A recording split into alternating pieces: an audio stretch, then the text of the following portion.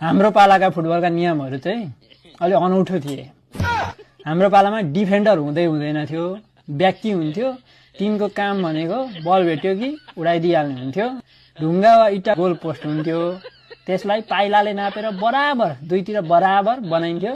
ब्याकी खेलेपछि ब्याकमा खेलेपछि सेन्टर कट्न पाइँदैन थियो, त्यो कट्यो कि फल्ट हुन्थ्यो।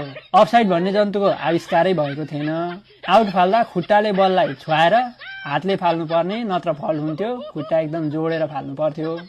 जसले बल ल्याउँछ उ सिधै स्ट्राइकर हुन्थ्यो। स्ट्राइकर फरवार्ड भन्छन् भन्ने चाहिँ थाहा थिएन, यो अगाडि खेल्ने भनिन्थ्यो। दुईजना अलिक राम्रा खेल्ने एउटै टिमबाट खेल्न पाइँदैन थियो। तिनीहरू दुईतिर भएर अरूलाई पालो रोजेर दुईटा टिम बनाइन्थ्यो। जो मोटो छ वा जसलाई खेल्न अलिक आउँदैन त्यो सिधै किपर बस्नु पर्थ्यो।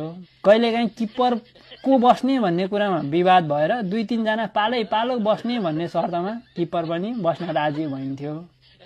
पेनल्टीलाई पेलेन्टी भनिन्थ्यो। बल किपरभन्दा माथि गएर किपरले उफ्रिँदाखेरि पनि भेटेन भने त्यो गोल हुँदैन थियो, त्यो हाई हुन्थ्यो। अनि ब्याक किकले जुनसुकै ठाउँमा ह्यान्ड गरे पनि त्यो सिधै पेनल्टी हुन्थ्यो।